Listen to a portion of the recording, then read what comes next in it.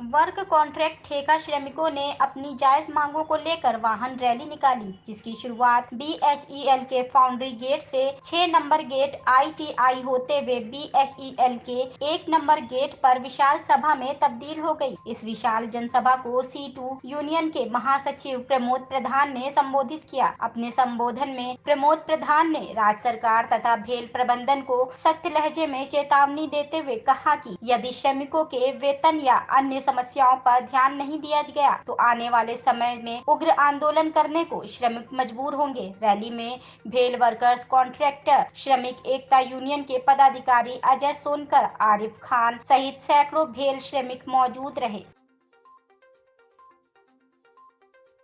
हड़ताल को समाप्त कर देंगे, लेकिन हमने स्थगित करा था, समाप्त नहीं करा था। ये आज भी हम बीएचईएल को कहना चाहते हैं। हमारी मांग पे पिछले 3 साल से कोई गौर नहीं किया गया है, जिसके बाद हमें फिर से आंदोलन पे आना पड़ा है। और ये ताकत हमारी दिखाती है कि अगर राज्य सरकार हो चाहे केंद्र सरकार हो, अगर हमारी मांगों पर विचार नहीं करेगी तो आगे की रणनीति बनाना हम जानते हैं। आपकी कई सूत्रीय मांग भी है, उसके बाद सबसे उसमें अहम मुद्दा कौन सा जिस पर आप बात करना चाहते हैं प्रशासन से? पिछले 2014 में पुनरीक्षण हुआ था राज्य सरकार द्वारा। उसके बाद से पिछले 9 साल में अभी तक एक भी बार पुनरीक्षण नहीं हुआ है और महंगाई चरम सीमा पे पहुंच रही है। मध्य प्रदेश सरकार को चाहिए था, जिस तरह से शिवराज सिंह चौहान लगातार कई घोषणाएं कर रहे हैं, तो उनको ये भी चाहिए था कि मध्य प्रदेश के जो 12 लाख श्रमिक हैं उनके वेतन में भी पुनरीक्षण हो कि वो भी अपना घर परिवार आराम से चला सकें। लेकिन उन्होंने उस पर अभी तक कोई निर्णय नहीं लिया है। इसी वजह से पूरे मध्य प्रदेश में ये आंदोलन चल रहे हैं। उसी की क्रमबद्ध में ये बीएचईएल से हमारा आंदोलन जारी हुआ है। जितने भी मध्य प्रदेश संस्था है या यूनियन है, कहीं ना कहीं मुख्यमंत्री से मिलकर अपनी बात बोला। आप लोगों को कब मिलना चाहिए? हम 5 लेटर मुख्यमंत्री जी को पहले ही दे चुके हैं।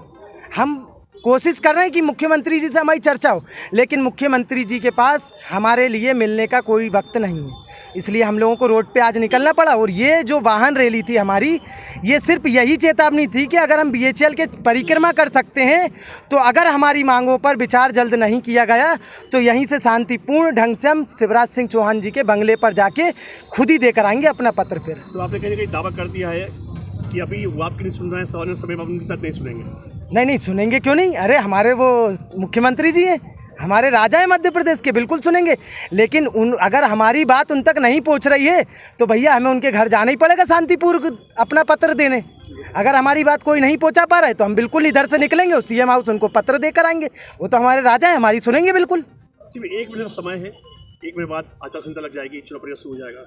इस 20 महीने के बीच में क्या मुझसे मिलना चाहेंगे? आप जाएंगे मिलने? बिल्कुल, हम तो लगभग 3 महीने से 5 लेटर दे चुके हैं कि शिवराज सिंह चौहान जी, मामा जी हमारी सुन लीजिए, हमसे एक बार मुलाकात कर लीजिए, लेकिन नहीं दे रहे हैं टाइम। अब वक्त आ गया है, अगर नहीं सुनते हैं तो आचार संहिता तो अभी बहुत दूर है, हम लोग कभी भी निकल जाएंगे। जिस दिन पैदल उठेंगे उसी दिन निकल जाएंगे इधर से सीएम हाउस। दबाया जा रहा है उनको। तो अगर आप ईडी आए हैं, हम आपका स्वागत करते हैं, पर आपसे अपील करते हैं कि ठेका मजदूरों के मुद्दों को हल करने के लिए कोशिश कीजिए। अगर हमने आम सभा में कहा है कि अगर वो ठेका मजदूरों को न्याय दिलाने के लिए 1 कदम आगे बढ़ेंगे तो बीएचईएल का ठेका मजदूर बीएचईएल को आगे बढ़ाने के लिए 2 कदम आगे जाएगा। तो अब गेंद ईडी साहब के पाले में, बीएचईएल के मैनेजमेंट के पाले में। 2 नंबर, अभी इमीडिएटली हमारी मांग है 26,000 रुपये न्यूनतम वेतन। आपको मालूम है कि कानून है कि 5 साल में न्यूनतम वेतन का पुनरीक्षण सरकार को करना चाहिए।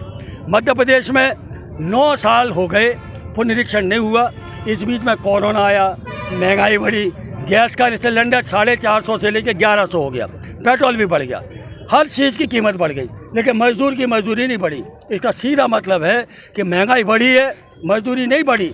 तो मजदूरी वही नहीं है, मजदूरी कम हो गई, क्योंकि अब इस मजदूरी में कम सामान का है। तो हमारी ये मांग है मध्य प्रदेश सरकार से कि न्यूनतम वेतन का तुरंत पुनरीक्षण करें और 2015 से उसको एरियर सहित उसका भुगतान करें। 3 नंबर, केंद्र सरकार से हमारी मांग है, ये बीएचईएल का पब्लिक सेक्टर केंद्र सरकार का है, कोल इंडिया पब्लिक सेक्टर केंद्र सरकार का है, वहाँ भी ठेका मजदूर है। और वहाँ हम लोगों ने संघर्ष करके एक हाई पावर कमेटी बनवाई।